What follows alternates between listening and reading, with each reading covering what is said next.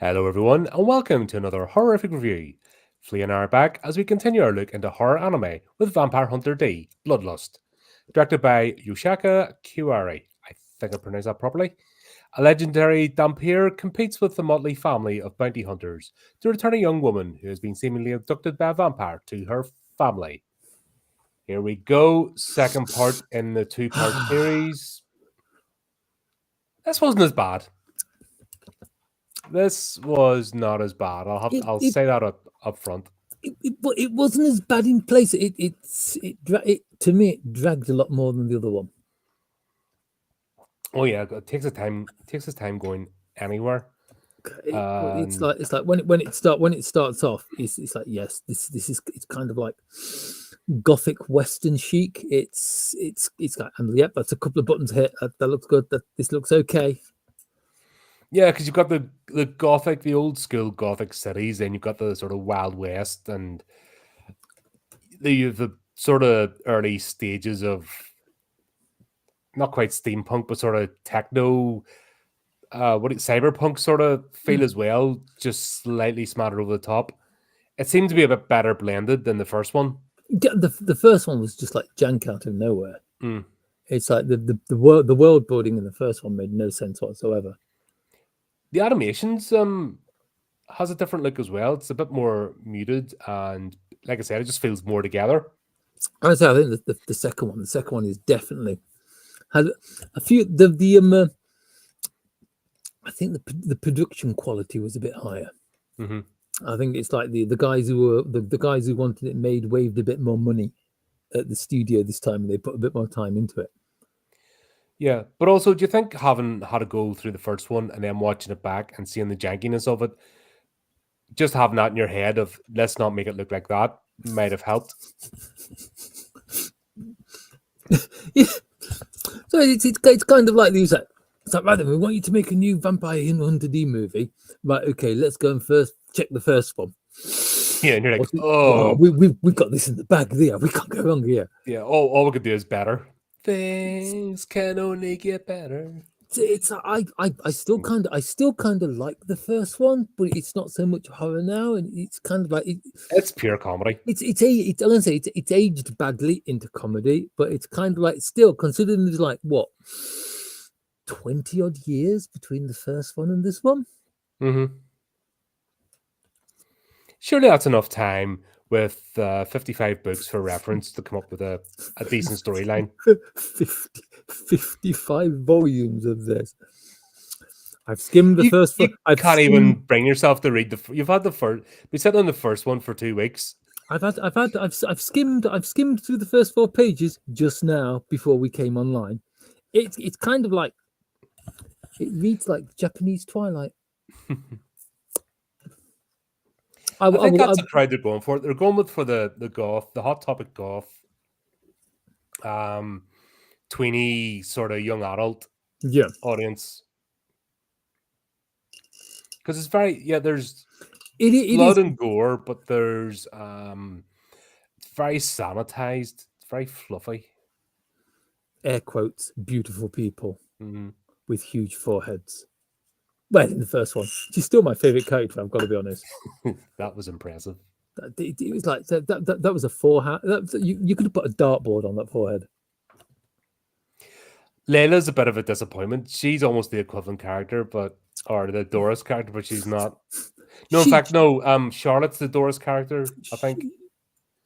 But Layla's supposed to be the, I don't know, the anti-hero type, but what a disappointment. It doesn't work. She's got one of those weird one-wheel motorcycles that were really popular in the 80s for some strange reason. Well, in anime anyway. But it's like the, I've got to be honest, out of the the main protagonists, 4 brothers and a girl. Or rather the main, the 4 brothers and Layla. Yeah, Layla's. But before that, we've got the whole setup with Dee going to take a job, and it's set out in the desert, the Alamo sort of scenario, abandoned house, and everyone's like training their weapons on him. And you're like, what the hell is this? Because all of a sudden, everyone hates dhampirs. I don't think anyone liked them in the beginning, but it's a great. I kind of like. I like the first scene. I like the first scene where they're kind of like holding up rifle point, but I think it just kind of like drags on a couple of minutes too long. It's like a lot of scenes in this movie. A lot of it sort of feels bloated. It's not a tight storyline. It takes ages to get to the payoff. I wonder whether or not they were given like a certain amount of money per minute, and they tried to drag the film out as long as possible. Servants. So another 5 minutes. We get another 200 grand. Come on, just like add a couple of extra frames to this bit. I just don't think they had a coherent story. Like it's anything like we were talking last night as well. A lot of movies suffer because they don't have the basics done right. Just have a story. Have a coherent story. Start at A, go to B. It's either know where you're starting off, know where you're finishing, and spend the time getting there. And you kind of everything else sort of falls into place. When you don't have that, you're stuffed, you're scrambling, you're fluffing out, you're padding, you're doing everything. You know, it doesn't work. I don't actually know if this one is based on one of the books or not. Because that bit I read out from the first book, it's kind of like night was falling and the dark was creeping across this and the grass was that. And the colour of the sun as it fell behind the mountains was just the wrong shade of vermilion. And the rider rode with his cloak whipping in the wind, a wind that smelt of ashes. It's just kind of like, it's kind of like there's that, instead of just saying like night was falling, the rider was on his horse. You have to have like 3 pages describing in it. I wonder if they kind of like tried to put everything that was in the book into the film. Yeah, but that works. Reading a book and watching a film are 2 completely different experiences. That's why the 2 will never compare. Because you can take your time with the book. The reader can set the book down, come back to the book, pick it up again, carry on. A movie, you have a set limited amount of time, usually 90 minutes. To tell a complete story from A to B. Even if the story is going to continue, you need the story to have a like you're taking a snapshot out of a world. I always say with a story, you can world build and have it all there, but the story is a snapshot, a series of events that happen involving characters, and that needs to be completed so that the reader can either choose to go on or be satisfied where they are, or the watcher. If you don't have that, if you don't understand that basic principle, you're stuffed. You just end up with a convoluted mess, which this, although better than the first one, still suffers from not having a clear... We don't know the motivations. Even these motivations, we don't know. We still don't know his relationship with the demon. Like, that all has to be read off screen. I think that's described in the book, but which one I'm not prepared to find. You shouldn't have to read the book. If you're watching a movie, you shouldn't have to watch. You don't have to go to it. And this is what they're doing now with a lot of the mainstream stuff is, oh, here's this movie coming out, but you need to watch 5 seasons of a TV show, read 2 comics and a book to understand what's going on. And that's why they're failing. I've got to be honest. That's why I don't go to the cinemas anymore, because it's kind of like there's so much work to do before you can go and see a movie. But it's like this when D Bloodlust was released, it's like the world phenomena that is, the Vampire Hunter D book series. I mean, back when the original one was made, it was what, a year, maybe 2 after the first book launch. Nobody had heard of it. But this one is based on like the world best, over 17 million copies sold. One of the greatest selling books in history, apparently. Well, that's marketing speak. You don't. When I hear advertising speak or I hear overhype, I tend to switch off anyway. My brain just works like that. If somebody's trying to sell me something, I'm not instantly not buying, because if it's good, I'll look for it, make it findable if I'm looking for a particular thing. But if you're trying to approach me and sell me something, I'm not buying, because I feel like I'm being scammed. Because if you're having to put that effort into convincing me that this is a good thing, it's not. That's why I don't like marketing speak, and I'm very... And that's why I'm crap at advertising myself, because I know you have to use that sort of language, and I hate it. It goes completely against me, and who I am. So I just don't do it. Yeah, my God, it was by Studio Madhouse. That explains so much. Being the fact they're also the guys who did Demon City Shinjuku. Well, there you go. That's all you need to know. Black Lagoon, Death Note, Paprika, Wolf Children, Parasite. Death Note's all right. The series, Parasite, the series is all right, actually. Hunter, Overlord, Freeman. You keep invoking that. We're going to end up doing that. You know that? What? Death Note? No. Well, we might do that as well. That's the series is good, but what it means if we do Death Note, we'll have to do the movie, and that is shit. Right. Also, Madhouse. We can't turn around and say, yeah, Madhouse, it's their fault. Madhouse was also the company behind Perfect Blue. Okay. Don't you dare say How the Mighty Have Fallen. Don't you dare. It's like people come to you with like, right, this is the script, and you have to stick to the script. So they animate what is they work what is on the script into an animation, and they animate it. Hang on. This is funny. On what fucking planet am I going to email you, you twat? Hang on. Scamming cunt. Fuck off. You silly bastard. Viewers, but we're niche. You don't understand. One day, Colin will not be niche. Piss right off. I'm happy being niche. I'm not lie. I don't care. I'd rather have the right people that get what this channel's about, being here than appealing to the masses. Yeah, I can understand that, because if you get like a huge crowd of followers, you drag in all the people who are just there to cause trouble. Yeah, and I can't be arsed with that. I mean, it's bad enough that I'm here. I mean, I'm suggested movies like this. So. I'm just flicking through like Studio Madhouse looking for stuff. It's like, we won't do Cardcaptor Sakura because that's just cute and adorable. Boogie Pop Phantom, based on the series of light novels. Evening, Shay. Welcome back. I thought you'd have enough of this channel after spending 4 hours on last night. I haven't watched last night yet. 4 hours. 4 hours, and we could have went on. For like, we're just proper tangents and everything. I don't know if it beat the Alien Romulus review, but it's close. To be quite honest, I could go straight back to the Alien Romulus review and carry on where we left off. Because it's like, unfortunately, I've seen it again since then. And it's like, I've picked up so much more. Yeah, I'm not watching that again, and I'm not excited for the TV show. I don't know. See, I don't know if you remember, but when we tangent, sorry about this. You know when we covered Alien Resurrection, and yes. I said at the end when it shows you like Ripley and Call. Thank you, Alien. I was going to say, and the android standing like looking over the wrecked Earth. Yeah, looking like over like the ruined surface of the planet Earth.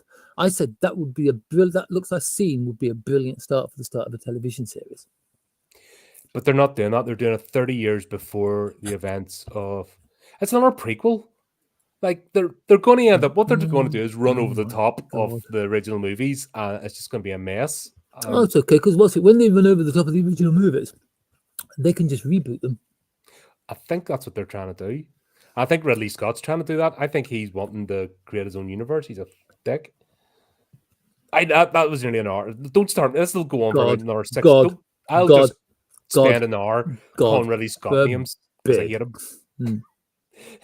And it's not to do with this. This is completely different. This is why we do different genres to get away from that. It's like it's all because of all because of Ridley Scott. Oh, God.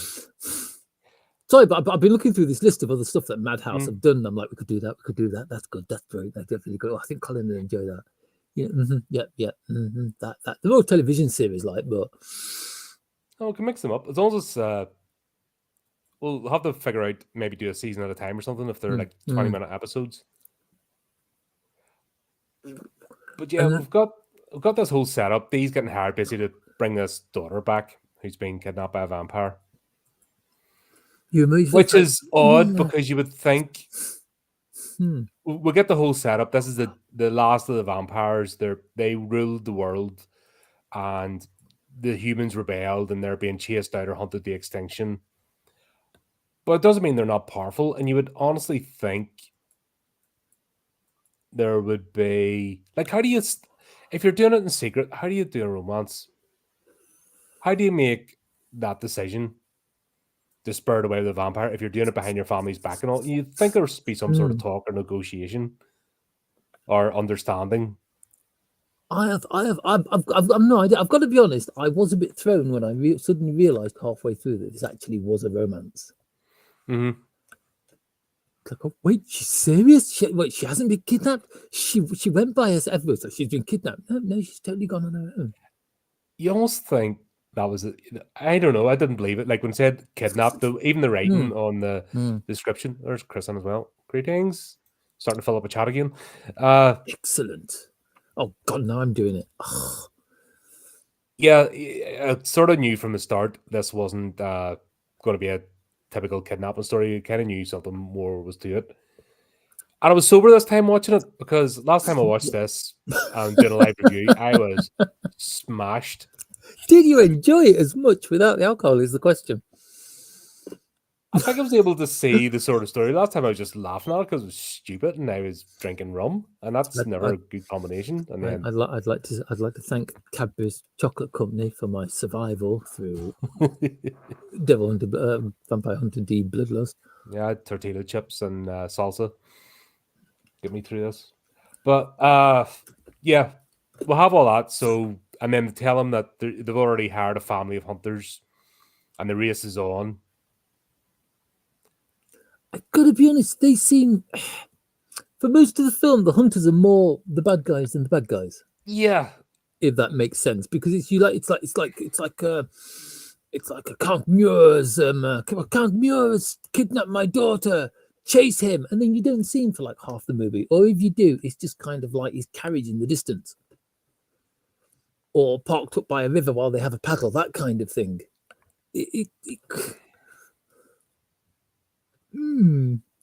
Yeah, it's weird. Like they start off in the truck, and it was a cool truck. Like it was starting to look like an action movie. It's a great truck. It's like more of a tank than a truck. It's great. You can kind of see it doing its thing and out there and being a character itself, like the A-Team van. You know, is that sort of vibe about it? I've got to be honest, it reminded me of that thing at the end of The Mystery Man. Oh, I haven't seen that in years. It's what do you mean? It's the greatest superhero film ever made. True enough. I actually saw it in the cinema. That's how old I am. It was worth seeing in the cinema. It's a great film. It's like that Nuremberg McGurfer. I am the Blue Raja. He only uses spoons and forks because he won't use knives. I am the shoveler. I shovel well. There's some great lines in it. It's what a great film. I could have watched that last night. Yeah, actually, if this had been that, it would have worked better. I honestly, it's kind of weird, but the thing that made, I don't know if it's because of its age, but the thing that made Vampire Hunter, the original Vampire Hunter D, Vampire Humper, yeah, back to Doris again. I'm back to Doris again, aren't I? So the thing that made the original Vampire Hunter D enjoyable was the fact that it's kind of like, it takes itself seriously, but it's kind of devolved into comedy. While this is still quite a serious, quite a straight movie in some places. Yeah. And it almost felt as if that was kind of like holding it back or holding it down. Yeah, but maybe it had the same vibe. But I don't know. I did slightly enjoy this one better than the first one. I just felt it was better put together. It was just took ages to go anywhere. Yeah, because it's like I'd been sitting there for like the movie's what, an hour and 20 minutes long, something like that, and I'd been sitting there for an hour, and I was like, "Blimey, how long have I been watching this?" Chris, are you playing Vampire the Masquerade in January with us? Oh. There's an actual show. Then we could do. Put a pin in that. If that's what you're up for, there's an actual show based on the RPG we could watch. Let me know. Oh my God, who's playing the Malkavian? I don't know. Well, for example, I played a Malkavian last time on another channel, and they all couldn't deal with it. So, what do you mean? What do you mean? They're great fun because you don't have to play the game. You just keep going off on random tangents. yeah, and that was part of the fun. But literally the game came to a standstill because everyone started metagaming immediately. They couldn't deal with it, and I'm just like, really? No. I've got to be honest though, Vampire the Masquerade is a game that is really, really easy to metagame over. Yeah, because the way a lot of the clans are set up, they're set up in a way to metagame. Which is why I always play. I'm gonna have to get my long leather trench coat, even though I'm 5.5 foot. You have to wear your long leather. No, I mean, you have to go back to the 2000s again. That's fine. You can always roll it up at the edge with a few bulldog clips. It'll be fine. Bulldog clips will add to like this really, really like chain-like mechanic tinkle as you walk along as well. Oh, there's Dylan as well. Flip's sake, they're filling up tonight, eh? Welcome all. We're having a party. This Vampire D Bloodlust. They must be desperate. I mean, come on. Yeah, well, the thing is, they're not having to watch it. We are. That's the thing. It should totally be a watch along, so we can all suffer at once. If I would love to do watch parties, but they're not worth the hassle. Even if you hint at having a watch party, the ban hammer comes down on top of you.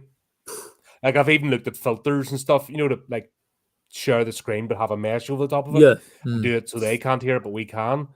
But it's just not worth the drama, honestly. And you don't want to just sit there going, you know what I mean? You want a wee bit of a reference so that somebody can stick it up on their own screen. It's kind of a shame, really, because something like this, you're not going to find it anywhere mainstream. No, God, this was. It's like this thing's like. It's like 22, 23 years old, this film is.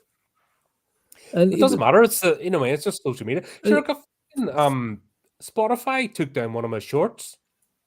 That took from no one was playing Blasphemous on Friday. I made a short, stuck it up on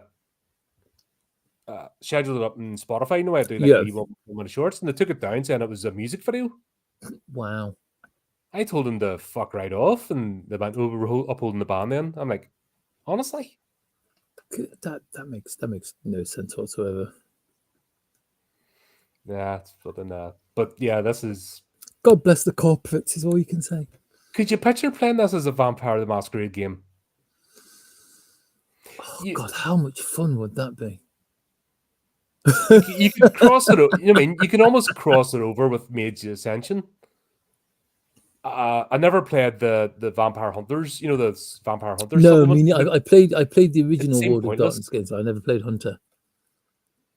Being a human in the Vampire the Masquerade world is absolutely pointless because you're food at the end of the day. Like, they give the humans far too much power in this series. I think you've got to be honest. When it's like human comes against a vampire, that's it. There's no chance. Oh yeah, absolutely. It's like, we're vampire hunters. One dies every scene. That's why that supplement never took off, because it's like, it doesn't matter how many trinkets and stuff. There's always a way to get around it, and then once you get around your trinket, you're dead. It's nice. It's even Call of Cthulhu's even more forgiving.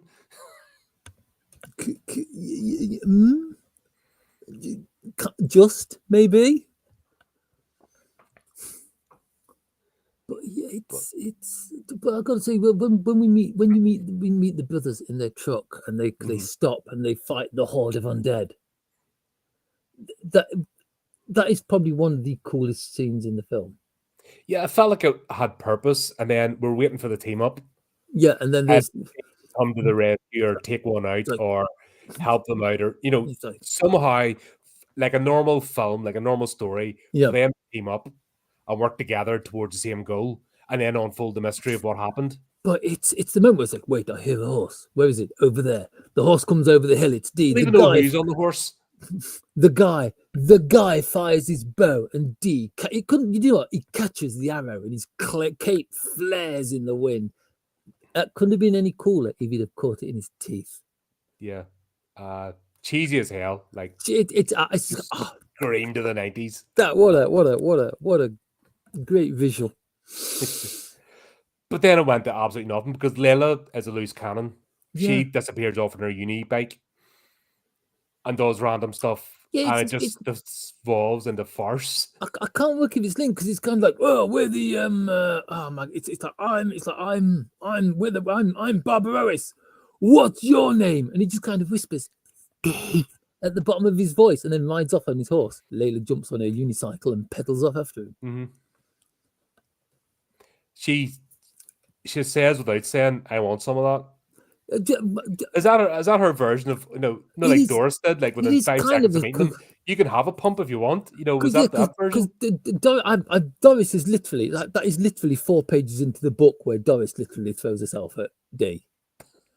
And it's like I don't know if Layla kind of like it, maybe I missed it, but somewhere maybe she just kind of looks at D and like wiggles her eyebrows suggestively, but she never actually says she. Well, she doesn't have any facial expressions in this.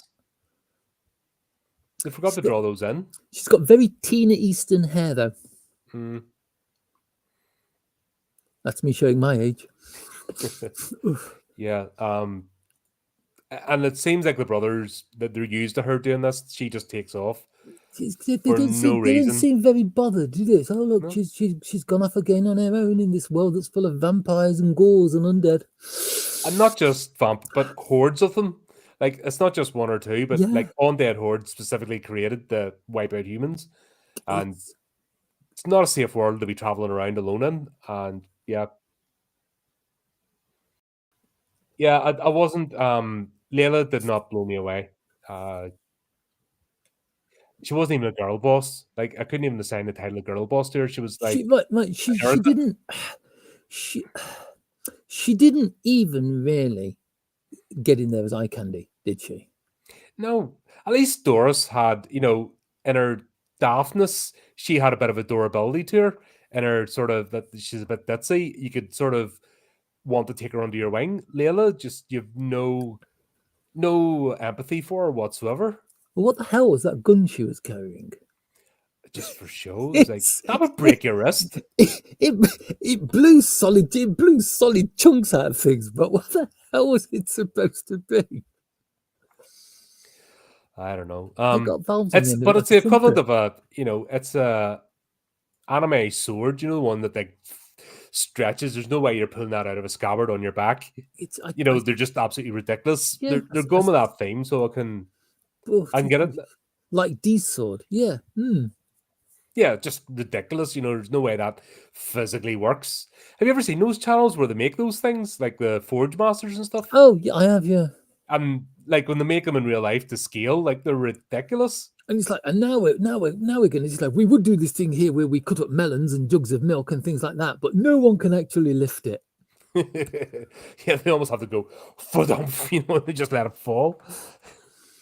So I saw one once where they made Optimus Prime sword out of the Transformers movie, and in order to try and cut anything with it, it took 3 of them to lift it.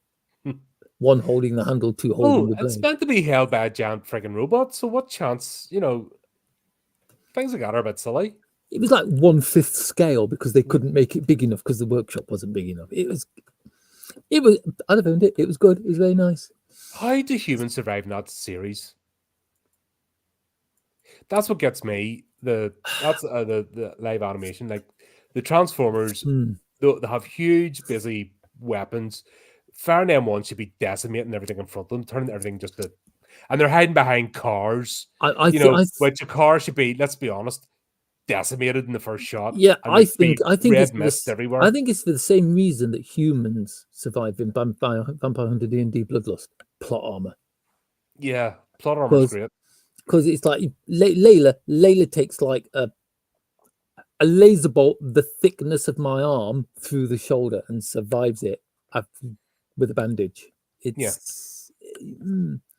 Also, what was that building that they hid in that was just kind of like a mirror cube with 1,000,001 laser firing eyeballs on it? We never found out because it dissolved. I've got to be honest, that was cool. But once again, it was all set up. It was cool looking, but it served no purpose except to hide the carriage in. It was almost it's like a really expensive garage. It's like, oh my god, how is D going to get into this? Picks up a handful of gravel, just flicks it into the air as he's walking forward, and the lasers shoot the pebbles instead of shooting him. Of course, that's how he's going to get through it. I like the fact that Layla didn't, though, because if she had drove through it in her bike, it would have completely destroyed that scene. Yeah, instead she just gets chunks taken out of her. Yeah, and that was funny because she thought she was like, that's the thing, she's not even a girl boss. She thinks she's a girl boss, and even in the story, she feels. And if she would just actually act as part of the team and stop being a tit, the brothers would the family would be more effective as a bounty hunter unit. It kind of felt like her entire purpose to be there was to look after the guy who was bedridden. He's only in like 3 scenes. And 2 of them he's glowing. Two of them he's killing people with his glowing balls. Yes, it's like, what the hell is this? Lasers all over the place. Everything dies. It's like every time he does it, he seems to get worse. You think they'd learn?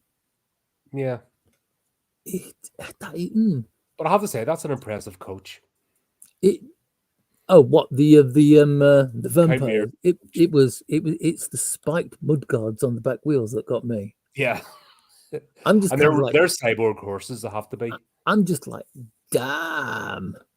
Yeah, it's got room. It's got room for a coffin, a chair, and a cabinet. Mm-hmm.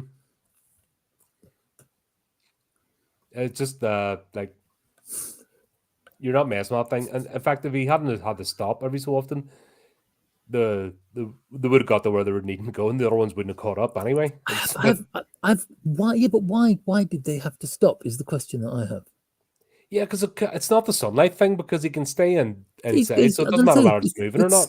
Not only is it like plush and ornate, it's got curtains, and there's a coffin inside it.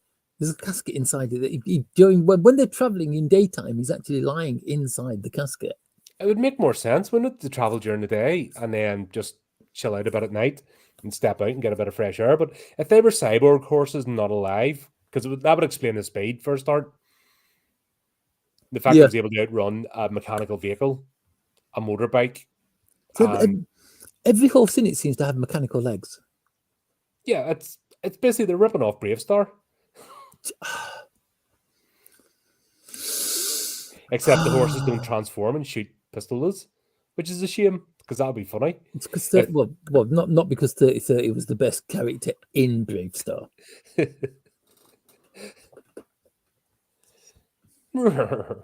I used to really annoy my sister because his gun was named Sarah Jane, just like she. I regret not. My friend had the one of the toy sets, and I regret not collecting them because it actually looked awesome. I collected Masters Universe, and they look cheesy as hell now. So I never terrible. I never had any of the toys, but I may have them all on DVD. Oh, the toy set looked amazing, honestly, and it was magnetic. They all worked by magnetics, so the things moved and stuff. It was brilliant. Oh, like Starcom was the one I always wanted. It's like, Mom, can I have this Starcom spaceship for Christmas? No, you can't. Why not? Because you're 27. But it's parents. You can't do crazy theories with anime, unfortunately, because the plots are out there enough. I'd like to see you try, Chris. I really would honestly, like you to, because you'll find that it's done it. If you'd be like, I think that the cyborg horses because it's the future. It's like 10,000 years into the future, so cyborg horses. Oh, it is, right. Also lever action rifles, but there you go. Yeah, because they shoot lasers. Yeah, lever action rifles that shoot lasers. Invisible trousers. I still think Doris was wearing invisible trousers, you know. I prefer to think she didn't, because that was like the best part of the first movie, was getting an old pig. Because he's got like, what's the best thing about Vampire Hunter D? I'm an old man. I'm a lonely old man. Simple things make me happy. What's the best thing about the original Vampire Hunter D? Without a doubt, cartoon legs. I'm still tempted to play Genshin Impact. I have it on my library, but I haven't downloaded it and played it yet. Just purely and the honking Star Rail, just because of if that's the way the characters are drawn, I'm all in. But try Zero Lane. It's legal because they're battleships. Like, but yeah, these bounty hunters, they're not very professional, are they? They're not very stoic. They're like, all over the place. I actually think that they weren't vampire. I think they were lycanthrope hunters. That's where the problem comes from. Oh, they were queued up for other bait. Oh, are you going back to my father was a werewolf My hunter. father was a werewolf hunter. Yeah, that you one. have to ask the vampire hunter uncle about how to kill vampires because he only killed werewolves. Yeah, he killed werewolves, and there's like a lot of difference. You know, one needs a silver cross, the other needs a silver bullet. Why did one of them have a cross painted on his face? I mean, it's like his face was ugly enough to make the vampires run away. He didn't need a cross on it as well. I don't know, weird. Dale, shut up. You're great. Stop putting yourself down. I'm sick and tired of those people putting themselves down. That's like you're fantastic and a great laugh as well and great to have on. Stop saying things like that there. Be visible and be in the world, even if it's just to annoy people. That's worth it. If you being on this planet irritates somebody, then it's worth the while life. That's my philosophy. Because you're doing something in the world that's making somebody jealous. I'm like, wow, I irritate so many people. There you go, you win. On purpose, of course. But yeah, then get this weird scene where Dee decides to take another detour. I'm gonna meet the Barbaros. Or the dungeon master from the cartoon series. It's like on a unicycle. Beware, Vampire Hunter. That is so weird. It's kind of like we're a group of people and we've been paid to protect this vampire. You know, it's like swag coach sitting in the background. Mm-hmm. And it's like we're going to protect him, which means you've got to die. Instead of just killing them, like it's like the whole let me explain my evil plot. I'd say that's just it. It's anime. You can't just go like die and shoot someone. You've got to spend 15 minutes explaining to them why they have to die. In this case, money has changed hands. And you know what? That would be fair enough. But it's a side plot and it goes off on a weird tangent. Vampire Hunter D going off on a weird tangent. Yeah. It's almost like this podcast. You don't say. It's like this podcast trying to stay focused on the actual movie we talk about. It's like it doesn't happen. Deal with it. Oh, hang on, Chris. Dell brings up a good question though. Which vampire power would you want to have? You could have only one. Mine would be to sleep all day.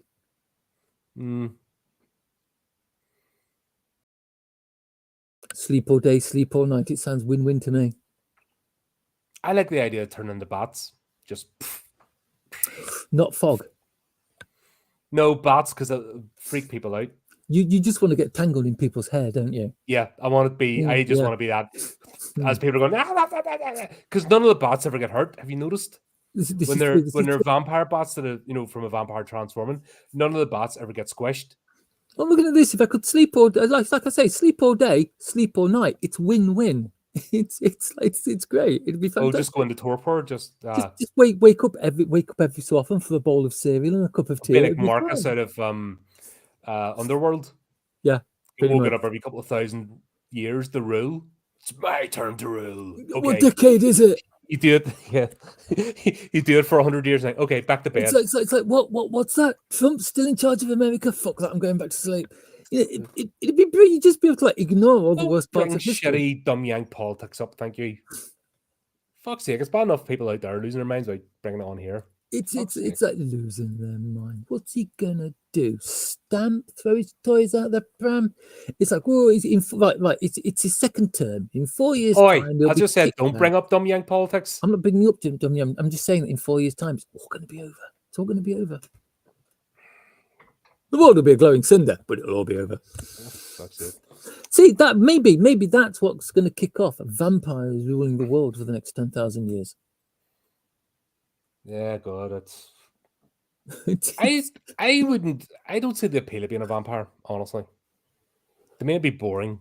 Do you want me to Unless you've got hobbies. It's like we've talked about this before. I don't get out much. I don't get out as much as I should, right? Because of inside of head and outside world and things like that. But I honestly think that if I was a vampire, I'd miss the sunlight. Yeah. Like it's hitting winter now, and it's like dark by 4 o'clock in the afternoon, and it does affect you. Like I'll get to the point January, I go a bit squirrely, so it's kind of like if you sleep 10 minutes too late, that's it. Bang, the day is gone. You've missed all the sunlight. Because it's like if you don't get up till mid-morning, it's already starting to go dark. Even the lion, like I do, when I'm off to like 9 or 10, that's it. Fucking day. You feel like the day's gone. You've missed it.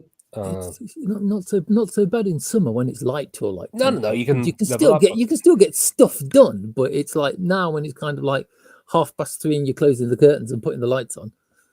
Yeah, you go into sleep mode. You just. I almost think we were a creature designed to hibernate. I just like hibernate. I think I could hibernate. But then that's why all our main festivals as well are in the winter. Anything like Halloween, Christmas, Yuletide, New Year's Eve, all the major holidays are in the winter because we need something to keep us awake and aim for. Cheer us up. Because in the summer you don't need to because you just get on with it. But it's the winter you need something where you're putting out lights or candles or brightening the place up because it's all against the everlasting night. The everlasting darkness. Longevity to me is the best vampire power. I don't know if I want to live forever. I think I get bored. Yeah, only if you've got hobbies. If you've got hobbies, you're never bored. Yeah, but even if you've got hobbies, it's like how many times?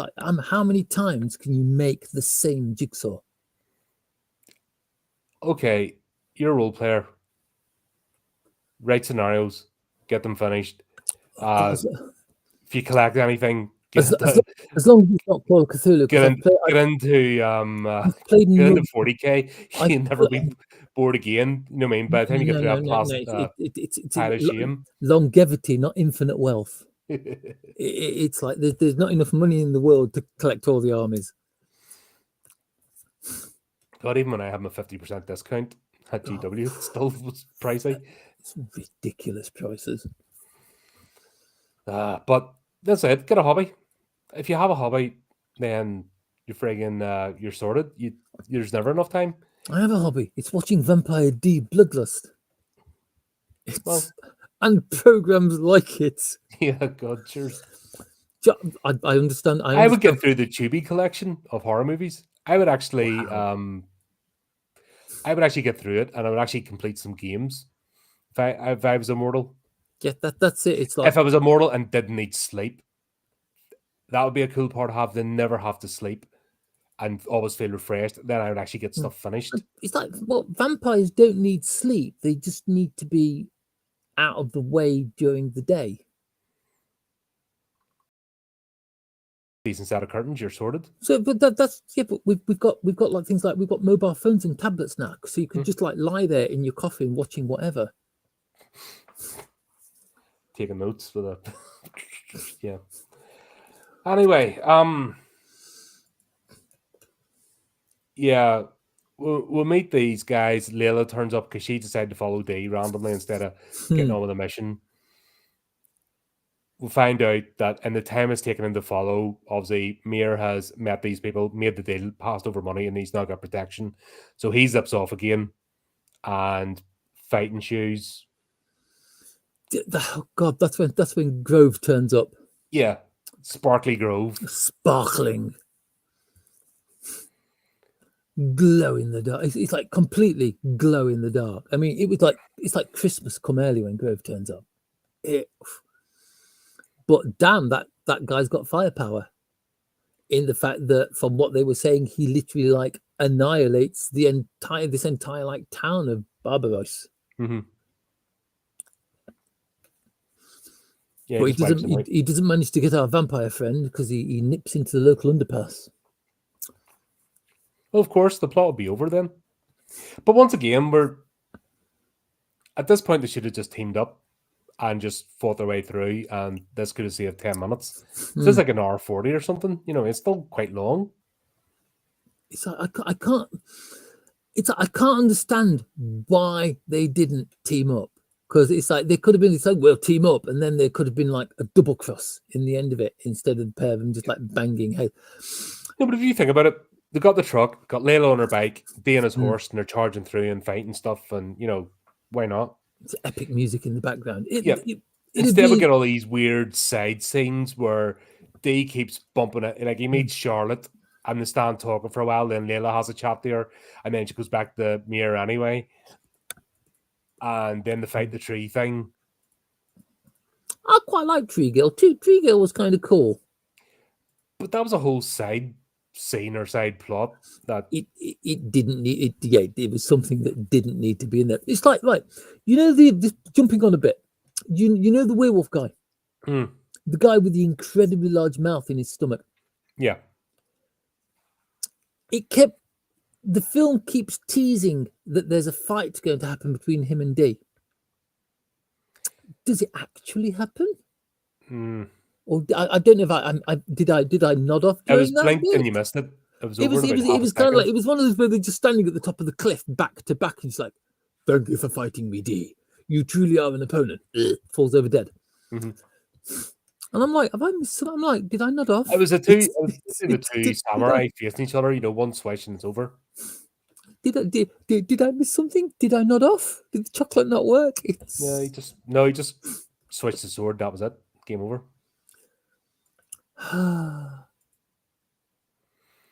But I wanted like a proper fight scene. You are a cheeky bastard, Chris. He's not wrong though. You've got to be honest. That's nothing to do with it. I have never claimed to be a gamer.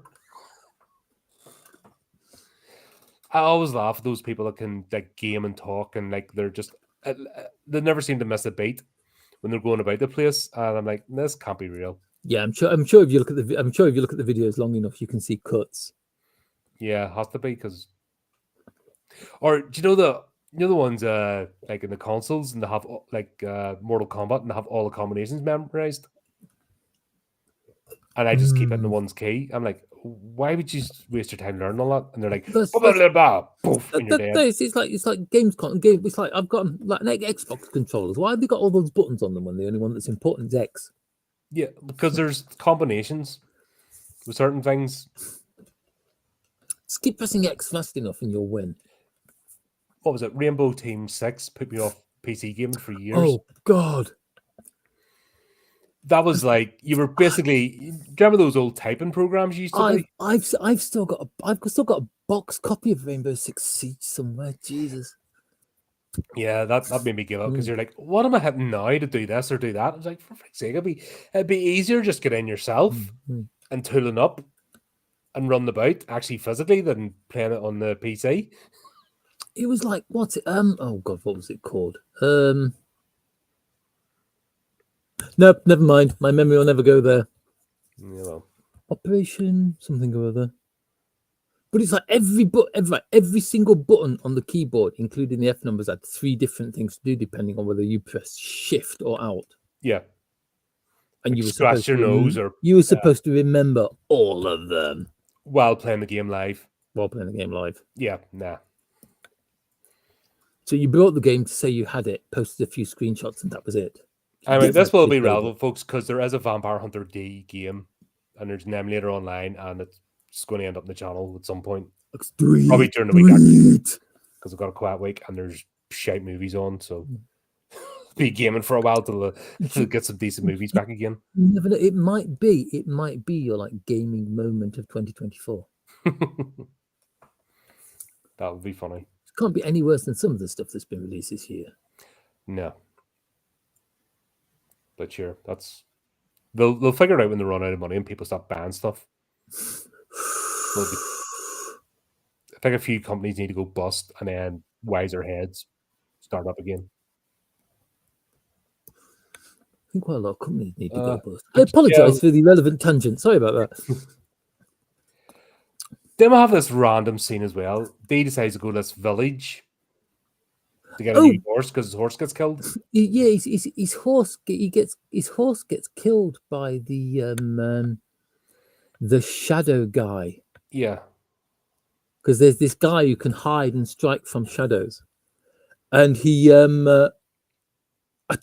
we've missed. I think by the time we get there, Have we missed the amazing scene where the brothers see the coach parked up in front of them? Oh, and it's a piece of cloth. Is that before this? Right? It's not the coach. It looks like the coach and horses. It's not. When they attack it, it's just a piece of cloth. Because that's when the first brother dies. Because he's like, watch for the shadows. Because he's been stabbed in his shadow. But yeah, because it's kind of like you find out that these horses are cyborg and not a robot because of when it hits the floor at the bottom of the cliff, and it just kind of goes. Yeah, because he jumps. He needs a new horse. Now, I always feel like this was meant to be a series, and they had to stick it together in the movie. Now that I think about it, not so much the first one, but this one feels like it was meant to be a TV series. It's kind of like the flashback, if you want to call it a flashback, the flashback scene where he's buying the horse. It's not a flashback. It's just some old guy recounting his memories to this sheriff and his posse. But it's kind of like this old guy, and it's something that happened when this old guy was like 9, 10 years old. So you're talking about like 60 odd years in the past. Mm-hmm. But here's the thing as well. I quite like that whole scene, he's buying a horse and he's leaving town. They decide to come up to him to go, don't buy that horse and don't leave town. It's like you could get out of town, but you're not buying our horse. It's like, if you just step back, like that would have been over in 2 minutes and he'd been gone, and you'd have had a few gold coins, or money into the economy. Because I'm sure Stable Boy would have spent it in the town. So yeah, I totally agree with like the guy when he turns around and goes, "Hold on, sheriff, that's my horse. He's paying me money for it, not you." Wow, it is Bot Central tonight. Way! Yay, we've now got one on Facebook.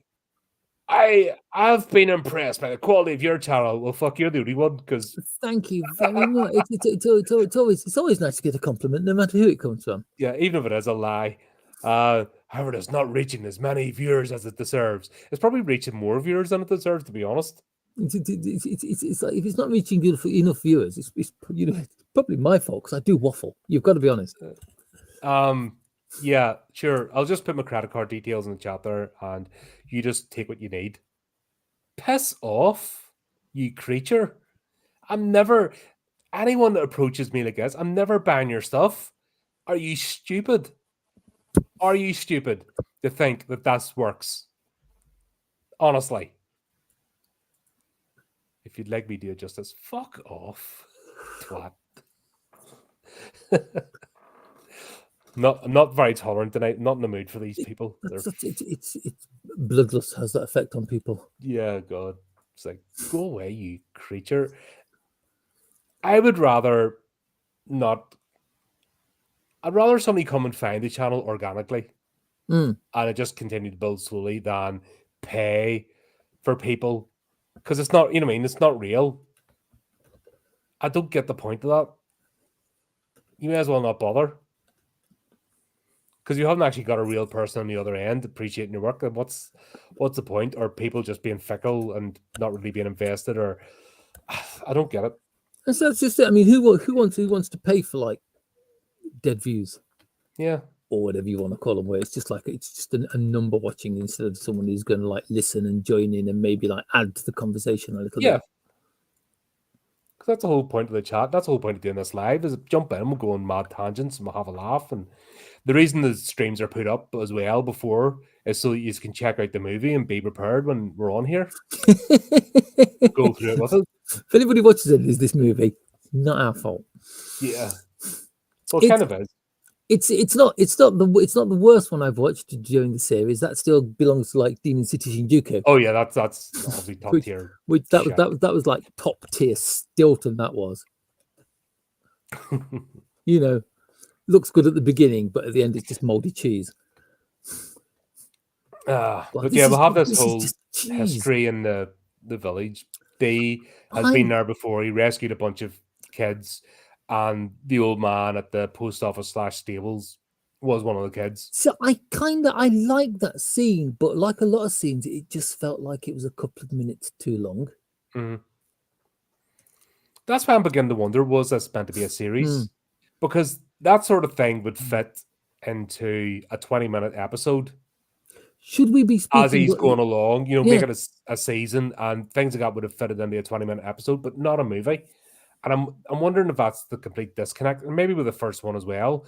Was that the original plan, to make these a TV series, or did they have TV series writers? It's a good question, because it's like Madhouse. Oh God, is it Madhouse? I'm sure it's Madhouse. They did a kind of like something along in a similar vein called Trigun, which was way more cowboy, but it was also set in the future.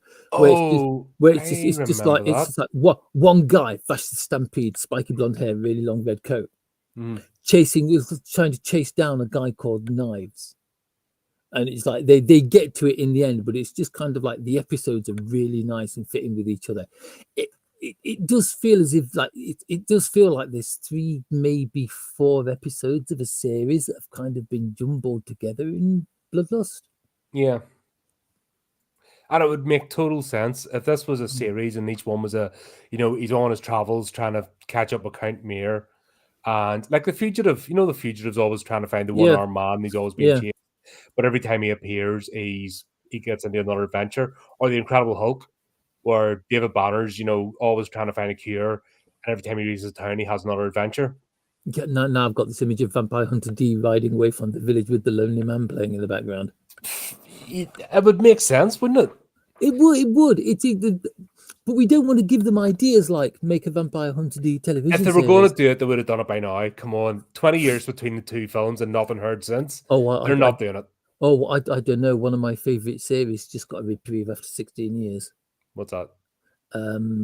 Spice and Wolf. It's got nothing to do with horror. It's got nothing to do with horror. Fair enough.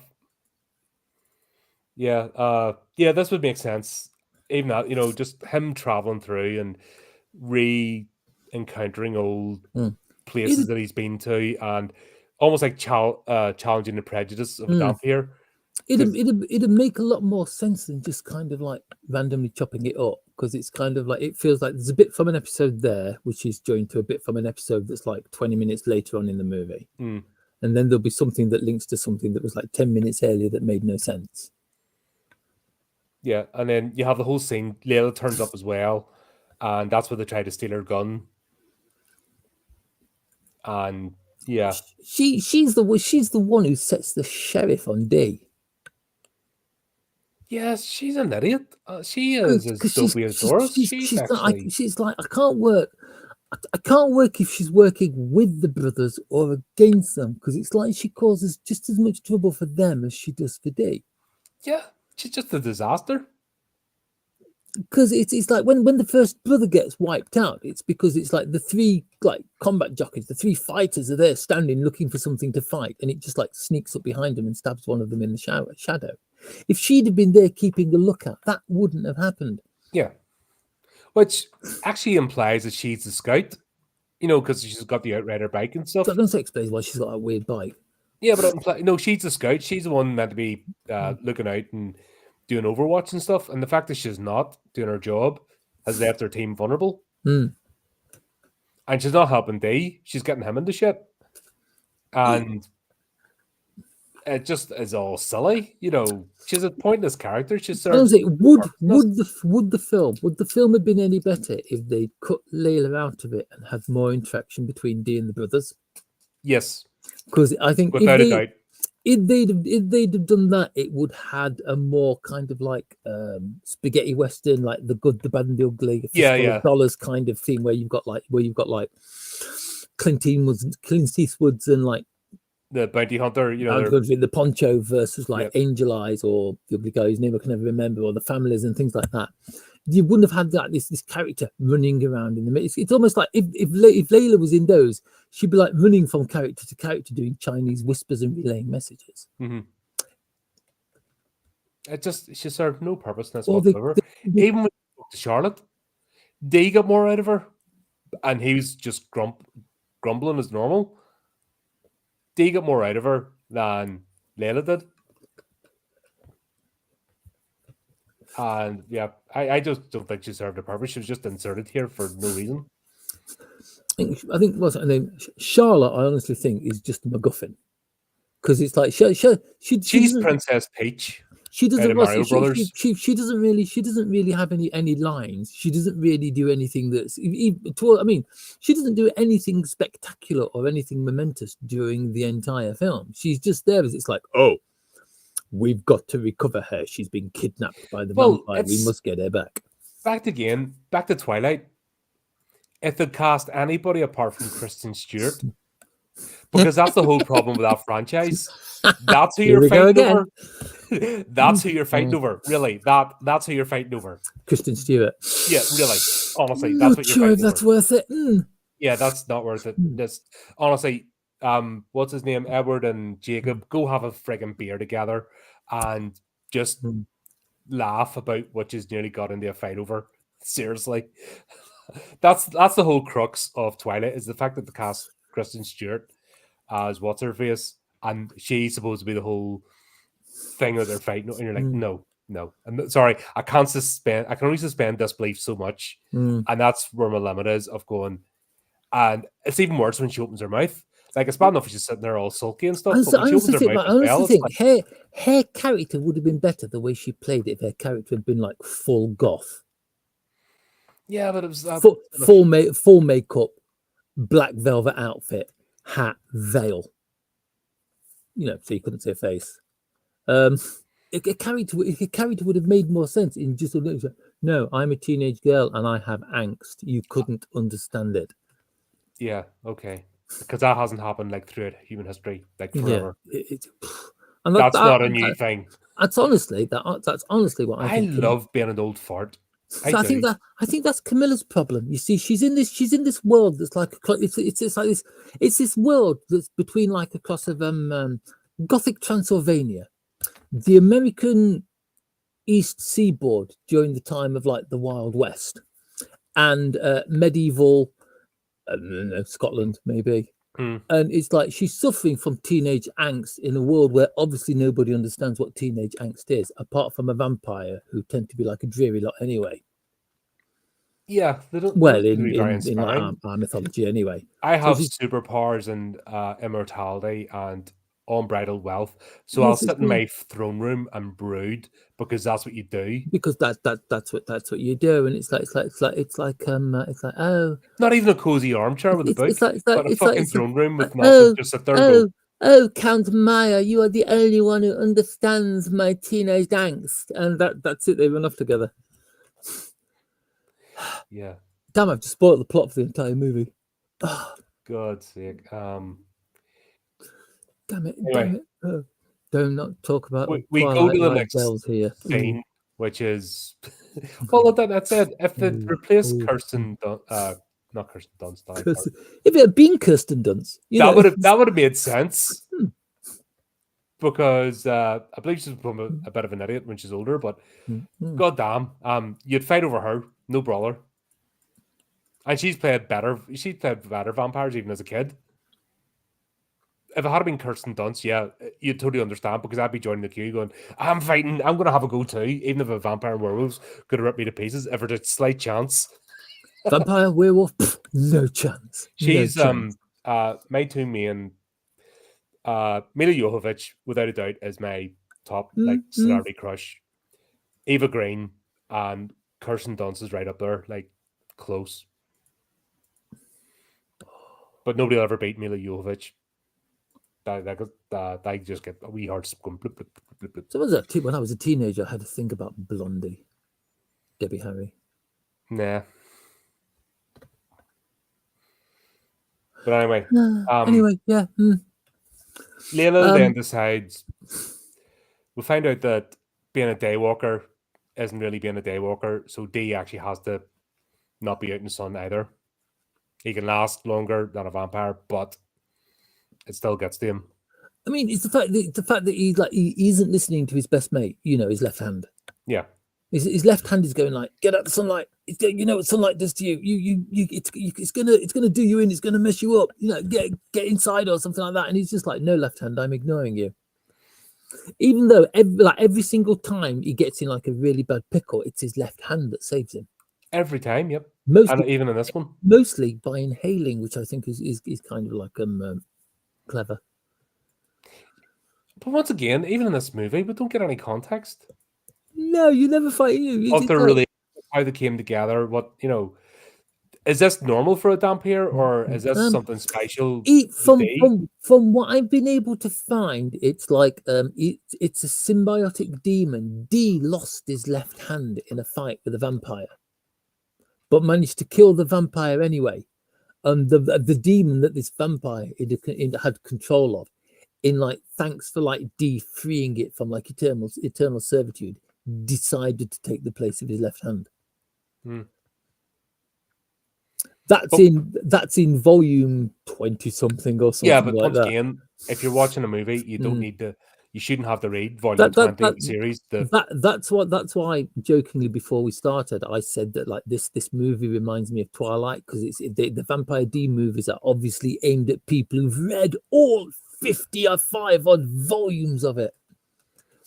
I'm struggling to get started in the first one just because it's going to be just like the movie, isn't it? It cost me like £1.50, and I am going to for the rest of my life be kicking myself because I spent £1.50 on this book. You feel cheated. It might have been free, but even if it was free, that's too bloody much if it's like the film. Yeah, it's like time you're not getting back. Not that I mind it, because it's like I say, because it's like the original Vampire D movie, which was the height of horror, is kind of aged into a perfectly ripened cheddar. I really enjoyed the first movie because it makes me smile.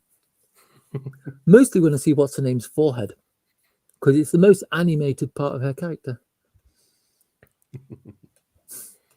And now we've got Lila. Camilla. Yeah, but we'll have the fight in the forest, while Dee's buried, and because we needed that to happen. Yeah. And then she's like, right, we're even now. I think we've missed that. It's like, when we were saying D isn't a day walker, he struggles. It's like he was struggling. So it's like, fortunately, as he was struggling, Layla found him. So she buried him up to his neck. Yeah, tucked him in. It's like putting a duvet up to the neck. I've got to be honest, he did look really comfy as he lay there. It did look comfy. I was like, yeah. It's like, damn. I'm just kind of snuggled down under the quilt because, like I say, I was watching this on my tablet. Yeah. No, it's because I'm kind of just there, snuggled under the quilt with my head sticking out. And I'm like, haha, D, you're not the only one who can do that. Then we get the bridge scene. And this is where the brothers managed to finally trap the Count. I quite enjoyed the bridge scene. I like the fact that there's modern explosives involved. Well, we are 10,000 years into the future, and the vampires have been in charge for 5,000 of that. Mm-hmm. But it's a bit of we understand why the vampires were able to be defeated, or why they're being dwindled down, because the world twigged on to explosives. That works. It's like, wait a minute, if we blow them up. It's like, no, he turned into a cloud of fog and rejuvenated himself. Damn him. It's just. I like the fact that the werewolf suddenly. Wait, the werewolf? Yeah, the werewolf. Oh, yeah, of course. The werewolf, who is like the coach driver, like all werewolves do, has X-ray vision, so he can see exactly where the explosives are planted on the bridge. Yeah. And it's like, he's got some amazing plan to get rid of the explosives, and then he just attacks the brothers, dies, and gets kicked off the side of the bridge. I think this is where they're trying to introduce the cyberpunk element, but they haven't quite figured it out yet. It's too early. That hasn't become a thing. But it's the start of it. I'm trying to remember if in the write-up whether D Bloodlust actually claimed to be cyberpunk. Hang on a minute. Probably not. Like I said, this is pre-cyberpunk. Oh, right. Okay. Apparently, this is based on Vampire Hunter D, Volume 3, Demon Death Chase. All right. Okay. So there's another one you're picking up, not reading. No. I seem to have bought the first two by mistake. I don't know why I picked up the first. I bought the first one, but apparently got the second. It must have been through. a deal. Lucky me. But would this not have been? There was an opportunity here to see augmented rather than just sticking to the normal tropes of vampires and werewolves, not throw in the cyberpunk element. You've got augmented werewolves with cyber eyes, and having the visors flipped down and able to do stuff on top of beast mode. And I how much fun would that be? I gotta be honest, I do like the world it's set in. I do actually think it's like, you know what, there could be like a half decent tabletop RPG of like people hunting vampires in this kind of world. And you have your cybernetics and your enhancements. It's like the closest we've got to any game like that is probably Shadowrun. Or what's one of Jonathan's games? Cyber Streets. Cyber Streets, yes. Yeah, Cyber Streets is a bit like that. It's real like you have your enhancements and so forth. It's a. But my favorite cyberpunk moment is still, if you can call it that, is still to come. By the way. Oh yeah. Yeah, vampire. Werewolf gets beaten in like one tap, and gets kicked off the side of the bridge. Oh wait, he takes like 3 arrows to the chest. Oh, you've got me. Falls off the side of the bridge, and it's like, what a waste of a character. Yeah. But if I had to cut out 3 side scenes with fucking Layla, we could have had an epic battles. But it's like, that his death, the werewolf's death, is one of those moments where I just kind of nodded and went, yes. Because it's like the fight starts, and they go to the carriage, and they grab hold of Charlotte, and not Charlotte. They grab hold of Charlotte, and they're dragging her away, and the door creaks open, and the Count steps out and instantly bursts into flames, but only in like for sporadic moments in random places. And he's like staggering towards the coach, and he's like, don't leave me. And she breaks free, and she runs, and she hugs him, because apparently vampire fire has no effect on young ladies. No, and it's like, I love you. Oh, I love me too. If I can't be with Paul's, just like yanks one of the arrows out of him. If I can't be with you, I'll kill myself. And suddenly, werewolf guy appears, goes for the bloke with the detonator. The bloke with the detonator jumps off the bridge and goes, "Ha ha, you fool, I've got you," or something cheesy along those lines. Presses the button, and all the bombs that this werewolf has like taken off the bottom of the bridge and put in the river underneath where the bloke's going to land explodes and kills him. Come on. That was a boss moment. I didn't see that coming from a million miles. I was just like, yes. But also the fact that his cybernetic guy picked up where the bombs were, you knew it was a setup. That he knew exactly what was happening. Because I was kind of thinking he was going to be kind of like ninja leaping around the bridge as the bombs went off, and the explosions were just missing him until he was like, and killed the other guy. But no, he killed them with his own explosives that he nicked off the bridge. That is some cheek right there. Yeah. And then they get in their truck. They decide to stop and not take Charlotte anymore. Yeah. And let him go. And then they start chasing them again. There's probably a reason in the book that we'll never find out, because none of us are going to read it.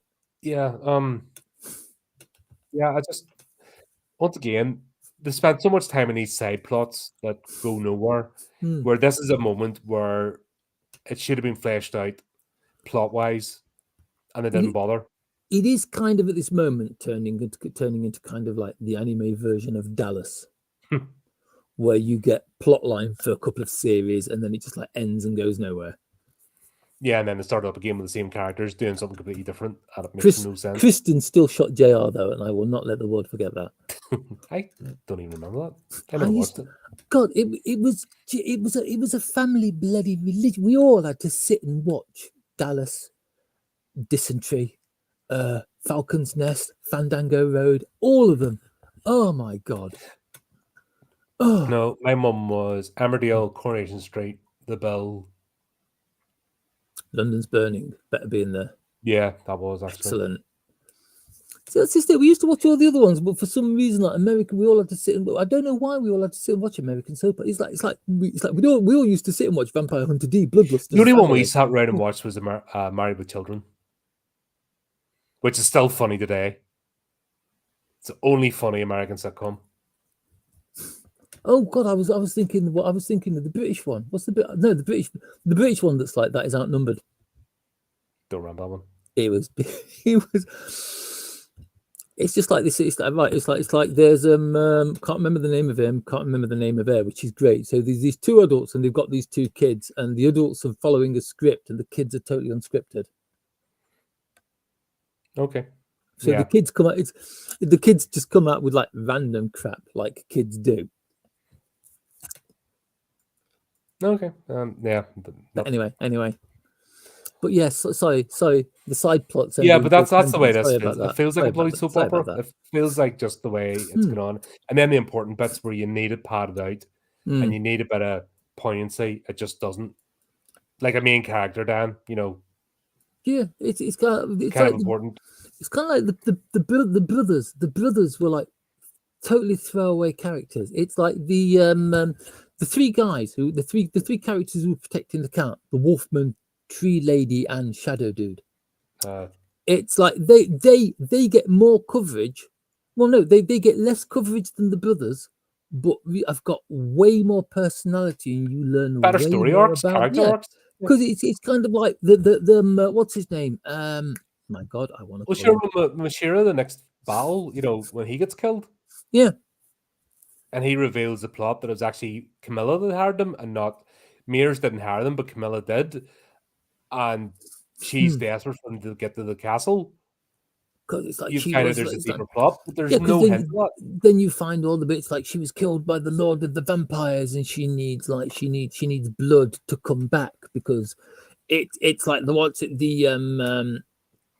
the Camilla everyone knows is just like it's her spirit. It's a ghost of Camilla. Her hair though, oh my God. Yeah, that was almost Gary Oldman, you know, Dracula. It's kind of like I was kind of like, so that's where they got the idea for that's where they got the idea for Padme's hairdos in Star Wars by watching Vampire D Bloodlust. it ranks how I'm like how does she turn her head without breaking her neck? Yeah, I don't know. It's a mystery. Them have a whole scene as well. Why doesn't Mir turn Charlotte? How the hell is this going to work? Right. It's going to be like Bonnie Heather out of Highlander. It's because we're old and jaded and we don't understand the concept. Does she not need to be a vampire in space? How is she going to live in space? I don't know. It's just kind of like it's that bit. It's going to bite it. It's going to bite. I cannot bite you. But why can't you bite me? I want you to give me all of you. I bet she does. You know, it's kind of like no, you do not understand the horror of being vampire. You know, living forever, sitting on your throne with millions. It's like it's terrible. It's awful. What's worse? He's going to live with her for 80 years, and then she dies. At which point he's going to kind of like become even more miserable and emo than he is already, or have a companion. Muir was quite a cool character until that moment where you just realized he's just kind of like an immortal teenage emo dude. Yeah. It's just kind of like, but why? You wouldn't understand. I paint my walls black. It's like look at me. I wear black clothes and my skin's more of a pale blue color because I'm just so What are you trying to say? What do you look? Just go out safely. Look. I am British, right? I am not a white Caucasian. I am a pale blue Caucasian. I would like people to know. I'm kind of a shade of blue at the moment. it's like summer has gone. I think I spent like specific jobs are flea. I'm just saying. It's like summer has gone. I am still kind of like snow. I'm pale blue in color, so that when the ice age comes, I can blend in with the Arctic ice and hunt the bears. It'll work fine. But yeah, it's just kind of like I don't know. I think it's like about halfway through, 3/4 way through the movie. It's like any kind of like sympathy I had for like Muir and Charlotte, and they're like that hand holding, true blue cookies and cream kind of like mom's apple pie love that they had, just kind of went straight out the window because he's an emo and she's a mouth breather. Yeah, and you're just like, why? Like if you're going to pick a life partner, at least pick one that's going to last as long as you do. Yeah, but on it there, have someone you can actually have a conversation with, because what are they going to do? Because it's like you never actually, apart from the scene where like he's kind of like burning up and she's got the arrow to her own throat, going like, "I'm going to kill myself if I can't be with you for the rest of my life." We get no sense of their love, with no sense of their relationship It's or like, the moments to share together. You don't really get any sense of the relationship until you get right to the end of the movie when Dee and Muir are fighting. Then you get like some of kind of like the feeling of how much she means to him. You never really find, I mean, apart from that, like, "I'd rather die than live with you," which is like so cheesy because of how she says it and when it's said. It's like there's like you say, there's very little indication from either of them about this earth-shattering love that they're prepared to like go to the ends of the earth to and fight everybody to protect. It's just kind of like, it just feels like a throwaway. It's like they spend more time with Layla and Dee. Nothing happens with Layla and Dee. There's nothing there. The bit, my favorite bit with Layla and Dee is when Dee's buried. She's basically took Dee in for the night in the mud. And it's the bit where they're going like, "Hey, let's make a deal," and it's like, that's it. They're going to join forces. They're going to join sides, and this is going to be awesome. If one of us die, the other one can bring flowers to the funeral. What the fuck? What? That is pure emo. It's like that is out of the emo handbook of emo-ness. It's an oh my god moment. Oh my life. I clutch roses at your grave. That's it. Oh no, I thrown roses at your grave. I've stabbed myself on one of the thorns. Let my blood fall in with the earth and mingle with you while you rot forever. And it's like, there's nothing wrong with a good clip around the ear all of sort, really, is it? I mean, oh wait, no, I don't do that anymore. It's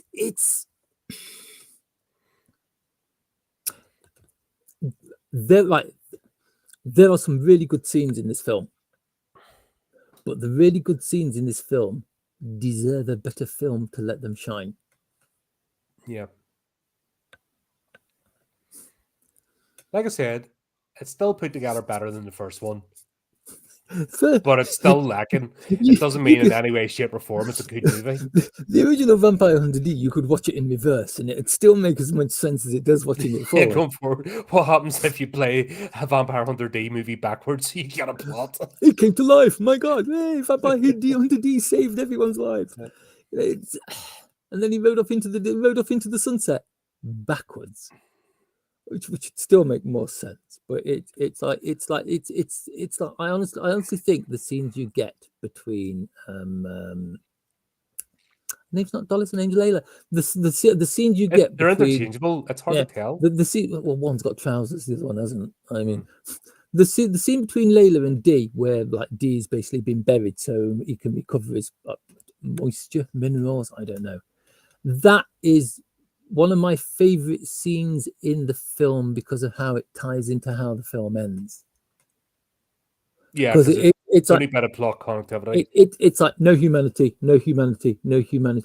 That little scene there where they're sitting sheltering from the rain, bit of humanity, bit more humanity right at the end. I really enjoyed that. I actually appreciate the film a bit more when I realized the film did actually have a plot, and the plot had nothing to do with the main characters, but it was to do with Muir and Charlotte, because it's like the entire plot revolves around their love story, and I'm a sucker for romance. But we don't get to see any of that because no, you don't. You get hints at it. It's like there's nothing at the beginning because you actually think that she has been kidnapped. I can't actually remember how you find out that she hasn't. Is it something that Dee says or something? No, it's the scene in the bridge, and it's when Dee meets her. Remember, Dee meets her in the forest before they take off, and he needs a lie down. Yeah. and he has a chat with her, and then Layla turns up 5 seconds later, and she has a chat with her, and then they just let her walk back to the coach. Yeah, walk back to the coach. And then Dee goes, and then that's where we get the forest scene because Dee has a lie down. We have a bit of a fight with werewolf bloke. We have a bit of a fight with Tree Lady. I'm gonna be honest. Out of this, where's my favorite character? The last one was one that had a huge forehead. My favorite character in this one is Tree Lady. So my favorite character in this one is the one with excessive hair. Oh, did you notice going back a while? Did you notice that the Snake Ladies had a cameo in this? No, I missed that. As Dee pulls into like the barbarous city, and you see him riding past those archways with the creatures in. One of them has the Snake Ladies in it. All right, cool. There you go. I'm confirming this so that you don't have to go back and watch it again to see. I have no intention to come back and watching this again. I will. It's not that important to me to see that bit anyway. It's like I said. Do you know what? I did say I'm going to read Volume 1 of Vampire Hunter D to see if like the book is as cheesy as the anime is. I'm not going to bother with this one. I'm just going to take it for granted. Yeah, just be like, yeah, okay. Obviously, it's like I'm saving what bits. Nobody complained that these aren't like the books. That's the thing. If there was a swath of comments saying these aren't like the books, I've got to be honest. Until like the other night, I actually until you like sent me that his thing is like the run through for the movie is the run through for D Bloodlust. I completely forgot I brought the book, and it's like, oh damn. And you were meant to have done a deep dive. This is meant to be like a dual review of comparing the original book and seeing how the series went. Comparing the first like 3.5 pages. God, yes, it's even cheesier than the anime is. Because I suppose if you're working in a 2D medium that requires actually like a fixed focal point on the screen, unlike a floating point in the imagination, like a book. It's just if anything, Vampire D, the Vampire Hunter D is less cheesy than the book. Also, Doris has got black hair. Oh, because that's an important change. And instead of wearing like a camisole and underpants, she's wearing like a grey bodysuit. Nah, I prefer the movie. So my visions of Vampire D and Doris have been shattered. No, that's not good. That was the only thing that made Doris available. Because that was naughty. It was a nice level of naughtiness too. It wasn't like straight trashy, but had a naughtiness to it, which made her character endearing. It's like, but why didn't? But like, because it's like there are theories. The theory is that the reason Doris doesn't wear trousers or a skirt is because she spends a lot of time riding a horse and like hunting. And it's like getting on and off of the horse and pushing through the underbrush would just let trousers and a skirt get in the way because they'd forever be getting caught on things. Whereas ripping your legs to ribbons, no problem. Yeah, that's okay. That's fine. Flesh. That's fine. That's fine. It attracts the vampires. Okay, we'll leave that. Anyway, we'll meet Camilla. Camilla is a weird and see at this point. See if this was an elaborate plot that Charlotte had to give her soul willingly to resurrect Camilla, I would have got it. It's the thing, like the whole thing had been a ruse that Camilla had to give her soul willingly, and then basically Camilla was going to inhabit Charlotte's body and be resurrected, and then that was the true love. I honestly think, I don't know if they sold it short or it's just badly written, but the thing I got out of arriving at the castle is the fact that when they ruled the world, every vampire had their own private spaceship. Yeah, that's true. They all had we got a hint as well because there was a satellite in space at the intro. Yeah. And it's like Muir and Charlotte are going to escape this world and live in the dark worlds or the dark satellite or something like that. Which, once again, Charlotte is not going to survive that. So she would need to be turned into a vampire. That would be an almost requirement to go live that lifestyle. No? Yeah, and it's like every vampire has a rocket, but not just any rocket, a goth rocket that looks like a space cathedral tower. You've obviously seen... you're aware of Battlefield Gothic, yeah? Oh, God, yeah. That's what got me into 40k. I've played the video games. I've got the rules for the board game down there. I started up with a tabletop. That's what got me into tiny fighting men and tabletop, like Battlefield Gothic. I had a Chaos. I had a Chaos fleet. I had had an Imperial fleet as well. I had an Orc fleet. Actually, I got all the fleets. I got the Eldar fleet as well. I basically got them all. I just went mad. I didn't have. I picked up the rules. I used to run Dark Heresy, the TTRPG, and I was doing like a Spacebound campaign. And I just wanted more information on ships, and I was just like walking past games. I just went in Games Workshop to have a laugh at the prices. Like you do, and they just happened to have on sale kind of like softback rule sets for like the 2 Battlefleet Gothic games, like the Gothic game and the add-ons for it. They haven't got any miniatures in or box versions of the game. I just brought them up to use them for reference, and it's kind of like, damn, I wish I'd played this. So I built the PC versions, and it was a fun. It was a fun game. Actually, it was more fun than the tabletop, the 40k, I think, anyway. And you could have tied it in with Space Hulk. Yeah. And I used it. We had a campaign at the game club, so basically we had a Battlefield Gothic battle to bombard the planet. It was part of the Orc Mork thing. So basically, depending on how many landings you got, meant that's when your troops arrived at the certain turns on the Battlefield Gothic. It was a great game, and the buddy stopped it. They discontinued it. Yeah, they did that with a lot of things because they used to do. God, I remember playing this when I was at college. They used to do Adeptus Titanicus, the one where you played like the you're basically a Titan, 3-inch Titans, yeah. Yep. They did a game based on that. It was kind of like an add-on, but it added like the forces of it added like ground troops with like 5mm figures, same as the old Traveller. Oh, you talking about Epic? Yeah, Epic. Yeah. Because it's like, didn't they finish Epic? Epic went on for years, then they discontinued it. Epic was, and then they brought out Epic Fantasy, and it never took off. Yeah. They tried to do the same with the Fantasy. And I just remember back in like the oldie days. I had an Eldar Epic army. Wow. We used to have like a role playing club at college, and we used like the college funds that should have been teaching us how to do English and maths and science and stuff like that to like a higher education level. We just used it to buy like thousands of quid worth of role playing stuff. Not bad. Most of which is in one of my mate's cupboards, to be quite honest. I won't mention his name here just in case anyone from like Southeast Derbyshire College just happens to be watching. But it's like most of the role-playing games he's got have got like this stamp property of SEDC on the front of them. But anyway, sorry, all this from like a vampire rocket. Yeah, but that was I just screamed to me Battlefield Gothic, like even Camilla's Castle and the rocket. That's what it screamed to me. The Imperium, an Emperor class battleship. It was just going upright. It was such a cool rocket. It's like that's it. I'm gonna have to play Kerbal Space Program again.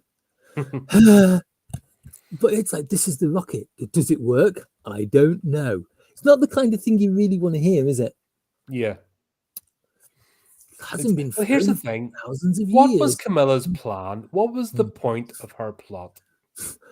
I think, like, I honestly think that she knew that Muir and Charlotte were in love, and because she had a working rocket, she told him about like the dark planet. But they've been in correspondence and stuff. So even in spirit form, she is fully agile, mobile, able to correspond, etc., etc. So her rotting corpse with a sword in it in the coffin means nothing. Actually, doesn't affect her lifestyle whatsoever. Maybe as like a kind of like spirit, or being one that can use a pen, open doors, etc. Maybe she cannot like feel sensation. Right. She cannot feel emotion. Like she can't feel like pleasure, love, hate, hunger. She doesn't have to eat, and that apple looks really good. I think it's like I think it's that kind of thing where she's in spirit form, but she wants to come back to life. She wants to come back to the mortal world. She wants to come back to the mortal plane. Okay, right, I get that. And it's like she's using Muir and Charlotte's love for each other and his determination to take her somewhere where they can't be like forced apart by going like, you know what? Your innocent young girl is perfect to be sacrificed to me. You should bring her here because I've got a rocket that can take you. Yeah, And I'm but totally not going to kill you when you get here and then fool here's the your girl thing. Maybe thinking that have it in the I'm letter. you. I've got a rocket, but would you mind bringing me a gullible young virgin to sacrifice so I can come back to life, please? And then you can have the rocket in Mm-mm. payment.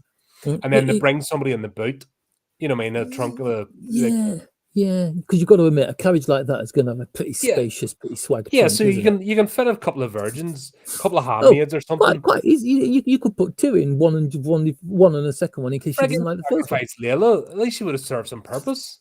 Yeah, but it's just kind of like, oh, maybe that just wouldn't be evil enough. Why?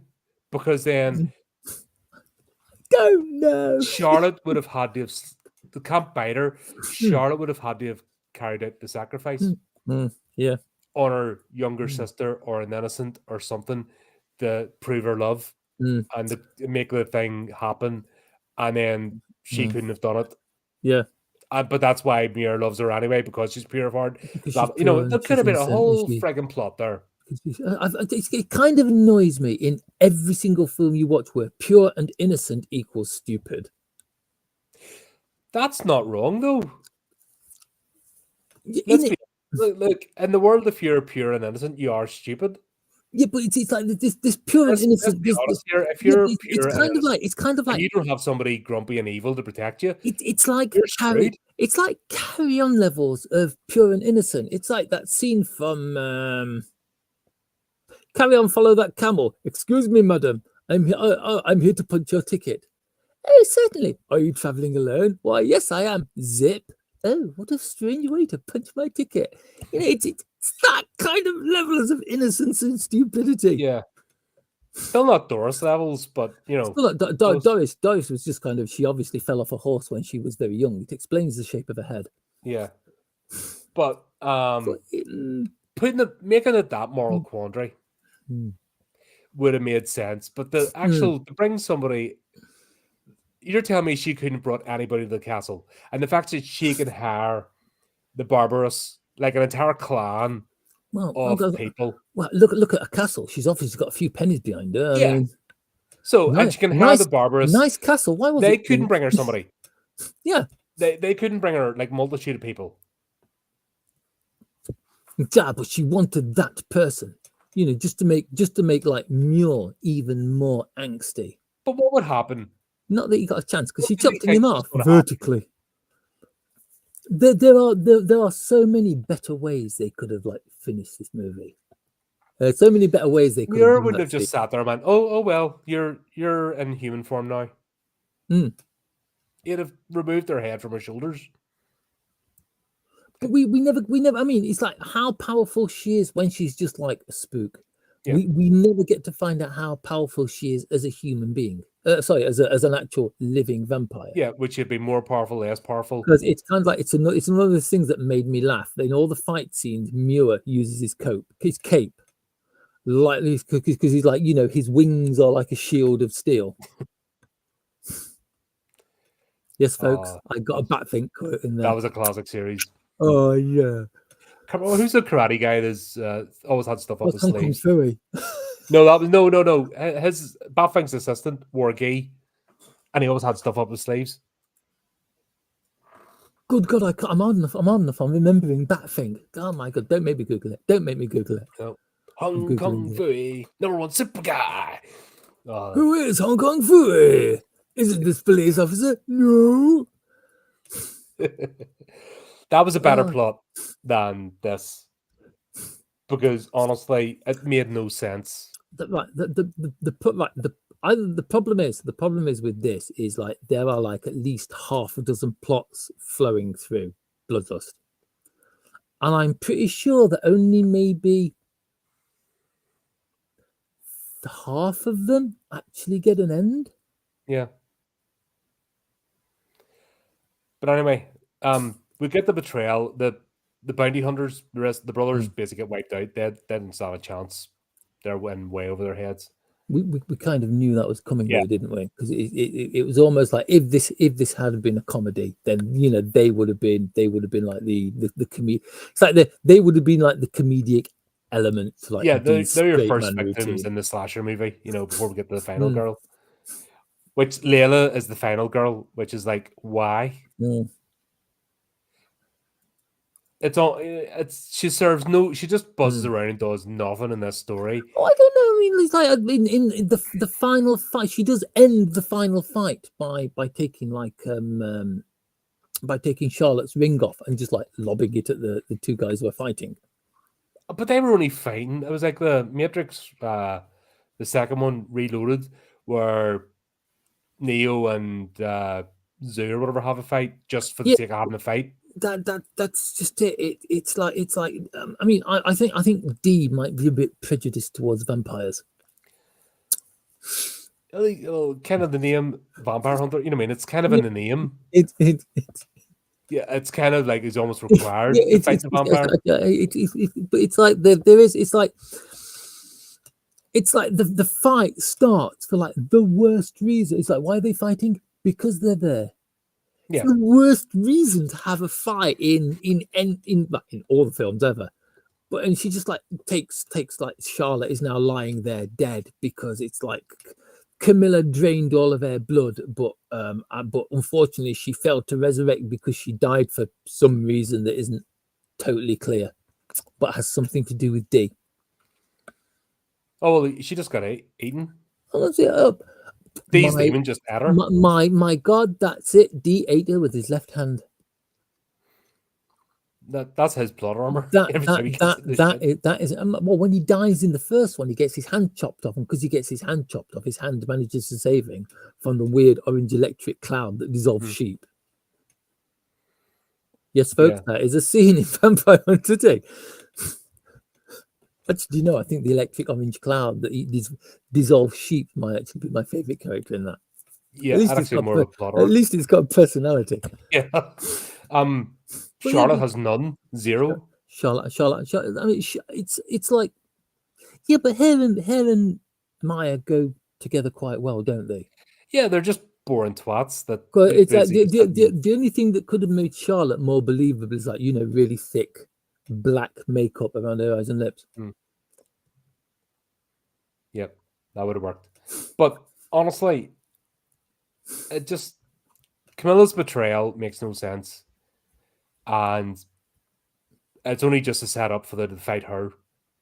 And then, of course, once she dies, the castle crumbles because that's a trope. Because apparently you don't build castles, you manifest them with your power. Right. You will learn. You will learn, my young Padawan. You will learn from anime that if the heroes have to go anywhere, which is like a building or the last of its kind or anything like that, it either dies or falls down when they leave it. Okay, that's it's in every anime ever, Yeah, especially D, good old D. Absolutely silly. So D just needs the ring. He's like, right, I just need the ring. Bye. See ya.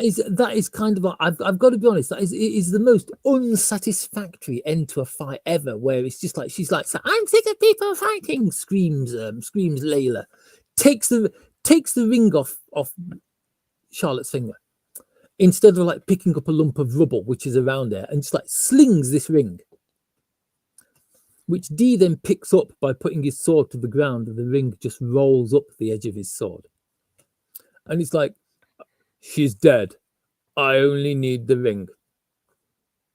To which about 5 scenes ago when they first stopped the coach. Oh, here, take my ring. Boink. Move you over. She could have just left a letter. I mean... Oh, wait, she wants to be with him because apparently she's in love. Oh, there's nothing we can do about that. Oh, well. Wait, no, let's spend 20 million on a vampire hunter. So after realised they made a mistake hiring the brothers because did you bring her back? No, but I found this ring. It's just... It's like, yeah, she's dead. I mean, if he really... surely if he's that distraught, he'd be like, you bastard, don't remind me that she's dead. And he'd have started attacking her again. and we could have had like the castle falling down. It just gets to the last tower, and there's two of them slapping away at each other. No, because we need the launch to do the rocket scene. And Layla going, "Come on, you can make it. Come on." Oh God. Oh, that was kind of like I've just given up. I'd be kind of like Dee's just sitting there looking the other way, going like, I'm pretending I'm not hearing this. I'm doing the other way. So it's like, why is he still standing there? He could have like, walked off. He's like, "Hey, will you like? I know I was trying to kill you a couple of minutes ago, but could you give me a lift to the nearest town?" I love the way his saddle expanded for 2 people.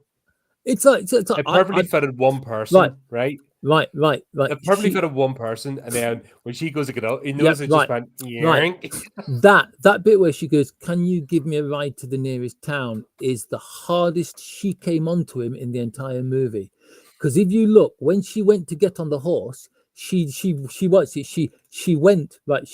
This is my knowledge of horses and things. She went to get on the horse with her left foot, which means she was going to swing onto the saddle in front of him, not behind him. Mm-hmm. From the way she was standing, because she was using his stirrup instead of asking for a hand. Yeah. And that's when the rocket just kind of went. No, fly! You can do it! She didn't even cheer. I mean, I'd have cheered, but. And then they ride off into the sunset. Yeah. Backwards. And then I've got to be honest, my favorite scene of the film came next. Layla's funeral. Yeah. Layla's funeral, because when it first started, I thought, is it? When it first started, I thought it was Doris's funeral. There's no connectivity to the first. I don't know. It was like the kid with the blonde hair and the huge forehead. I actually thought it was. I don't know why. I just thought it was Doris's funeral. It wasn't until it clicked that it was Layla, and she was like Layla's granddaughter. And they all knew about him, and they all knew about him, and they wanted him to come back to their houses and have. Imagine being her husband. Stay the night. Imagine being Layla's husband. All she talked about was this vampire dhampir that she loved. Yeah, it's like why would you tell your whole family? It's like you, because nothing is better than the Vampire Hunter D. Oh yeah, that's my tagline for this movie. Woo. I needed that. Hard, faster, Vampire Hunter D. Yeah. I think there's going to be a sequel to this. You're evil. You are. It right. Do you think? Being the fact the first one is something like 2001, no, 1998, 2001, something like that. No, this one's 2001. Yep. But the first one was 1980 something. Yeah. Yep. This one was 2001. So by 2030, there's a possibility what's going to happen. We're right on schedule. We are due for the next Vampire Hunter D movie. What do you think it's going to be called? It's going to be Vampire Hunter D Invasion of the Space Vampires. Oh my God! Because there's going to be a armada. Maya is back because all the vampires, because there's a bit of sunshine in space, are all living on the dark side of the moon. There's a space station filled with vampires, and they're all like chomping for revenge. With really thick curtains over the portholes. Yep. And there's just going to be like V, the miniseries, this invasion fleet just ready to go for Earth. So is it going to right? Serious question. Is it going to be like? Will it be kind of like an Independence Day kind of vibe? Will it be like V, the miniseries kind of vibe? I'd like to see V, the miniseries. Or will it be more like Steel Sky? Oh God! Come on, that was one of those. Steel Sky that was one of those films that went round the full wheel of terrible. Through to so terrible it was good. I think they'll do a mix. Honestly, I think there'll be a mix, but you just see this invasion fleet of gothic ships ready to take revenge on Earth. And of course, Earth hasn't decided to go into the stars. They're just because they're still living in the cowboy age. But it's the cowboy age where all the vampires are now gone. All the vampires are dead. Vampire D is retired and he's just like sitting there on his veranda in a rocking chair, not looking a day over 20, just like he does in the original, because he's like, he's kind of like, he's a bit rusty with his sword and he keeps tripping over it because his sword's like 9 feet long. And all of a sudden, from out of the clouds, Salisbury Cathedral just kind of like drops down and lands. So I'm just trying to think of a Gothic building. It's That'd be fun. it's kind of like I'm smiling and I'm thinking that that would be amazing, but Did it in Iron Sky too as well? The coming race. Yeah, I may have seen that one as well. that was so much worse than the original. Though I did like the bit at the end where it's like, so Earth's destroyed, the moon's destroyed, where are we going to go to now? We're going to Mars, the red planet. So you ski plava, satellites in Mars, massive bits, Mars base shaped like a hammer and sickle. I kind of hope they do a third one of that because I just want to see how bad I just want to see how bad it can get. It's like the films are like the films are tongue in cheek and slightly like made in bad taste, but that's the best kind. Because like irreverent doesn't take itself seriously, and you're not meant to. You're just meant to go along. So how much do we have to pay them though to make a live action version of Vampire Hunter D? Because just think what it would be like. Have you seen Bleach? I have not seen. Wait, when you like when you say Bleach, I instantly go to Bleach the anime, and the answer is no, I haven't. No, have you seen live action Bleach? I have. Oh God, no, right. I haven't. Well, it'll be like that. Is it? I'm guessing. Is it based off Bleach, like the anime, or is it something totally different? It's based off the anime, but my God, all the plot lines are. Oh my! It's about the first 5 books of Bleach. It's kind of the first 5. I've never read Bleach. I got put off this. Squished into have you watched all 1,250 odd episodes of One Piece yet? Have I managed to watch or read anime that you haven't? I've got a massive backlog of anime because I just haven't been watching any recently. It's like the first anime I've watched a week was Vampire Hunter D Bloodlust. Thanks for that. Oh well, didn't we do it? It's better than so. In conclusion, better than the first one. Yes. Not as funny as the first one. No. Dragged a bit. For me, it dragged a bit more. It wasn't because the film was longer. It's like I say that I thought, God, I've been watching this film for hours. How much longer of it's left? And I tapped on it, and I've been watching it for all of 20. It's the random side plots. There is away from the main story. Yeah, there is just that little bit too much. It's kind of like it's based on the third book. It's like the CW TV station. Yeah. Where every show they have involves people talking about their feelings in corridors. Yeah. It's that. It's that anime version. Half of the shows, people in corridors talking about their feelings. That's what this was. All the side plots were the corridor scenes in a CW show. I think if they cut all the side plots out there. I mean, how long was the first one? The first one was like 80 minutes long. If they cut all the side plots out and everything like that, this film would, I think, Vampire Hunter D Bloodlust would be about the same length. Yeah. Because cut Layla out. Yeah, I mean, Layla there's a character that did not serve any purpose. I'd say apart from the epilogue at the end where he goes to a funeral and the bit under the tree where she like saves his life. But that could have been done. He went back. There's no reason for he could. Do you know where he could have went back to? You know when he went to get a new horse? Yeah. That kid that was an old man. Yeah. He could have went back to his funeral. Yeah. That the kid, the old guy could have been the one who saved his life. Because he finally opened up and told the story, the town was more accepting when he came back to the funeral. Yeah. So cut Layla out. Layla gone. No purpose whatsoever. Yeah, it's like a lot. Cut Camilla out. Yeah. I gotta say a lot of the scenes that Layla was in, like the scenes where she's following him and causing trouble and trying to mess him up, that could have been done by one of the brothers. It's like the brothers go. It's like, yeah, we've got in here. We've got here before he is. Just have them fighting. Just honestly, there's plenty to do in this, and the fact that they gave the henchmen more of a character arc than the actual brothers. Yeah, says it all. So the battle between they basically had a henchman matched up to a brother. I would say get rid of what's his face, glowy bloke. I'm going to say he's like he was he was one of the biggest like plot handles. Grove, get rid of Grove. Grove. It's like he exists. He exists to kind of like go arrive in the Barbatos town and just basically raise it to the ground. But they had a cool truck.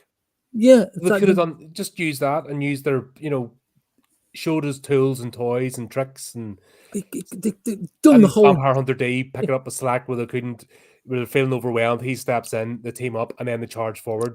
That could have been awesome. It's like you could have had D there doing his like cool. We could have had a recreation of the Ghost Rider. Yeah, it's like he's where Johnny Blaze and Slade.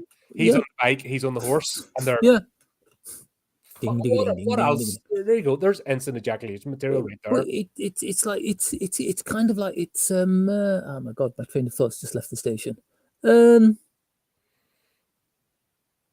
yeah, it's good. Like you've got it's like you've got brothers in the truck. The brothers in their awesome tank truck armor car thing. You've got like D with his proper cyborg horse, not a fake one. Ridiculously. I do kind of like the way that the when you right at the beginning when you see the Count's coach, his horses have got visors like Kit in Knight Rider. Yeah, that was amazing. I thought that made me smile. I'm like, yeah. Do you know a car chase? Effectively, a car chase through a gothic Wild West cyberpunk planet full of the undead. Oh my god! Like, just imagine what the hell could go wrong. Just imagine that. Just imagine that, like Ghost Rider, flaming coach. Have you seen Wormwood Road of the Dead? I have. That's all that movie is a friggin' zombie uses fuel chase scene. Mad Max inspired mad scientist. There's this Vampire Hunter D Bloodlust. Too much plot, like too much plot, too many plots, not enough movie. Yeah. It's just it feel like the parts of it felt boring because it was just exposition after exposition after exposition after exposition, followed by a guy with a hammer attacking a coach that's actually a piece of cloth and then dying because he gets stabbed in his shadow, followed by exposition, followed by exposition, followed by exposition, followed by a random betrayal which makes no sense, and a side plot. Which makes no sense, which could have easily been solved with bring an extra virgin with you, please. Yeah, it's just like, did you know anyone will do just like grab out a village as you pass. Not like the past didn't pass enough civilization. Could have grabbed a whole bunch of them. But anyway, that was Vampire Hunter D Bloodlust. That was interesting. And we'll have to put our thinking hats on for the next one because we need to cheer ourselves up. We'll have to do better. We'll have to get it. We need to cheer ourselves up and do better. I think of lots of things that are better, but they're all television series. Well, we might do one. We'll have a think after this. But there you go. Thanks as always, mate, for turning up. It's great to have a chat about these anyway. And thanks for everyone for turning up in the chat. Fuck off, bots. You aren't wanted. I'm not giving you my money. And until next time, keep updated with the chat, or keep updated with the channel. Do the technical things. And remember, until next time, keep it creepy and keep it horrific.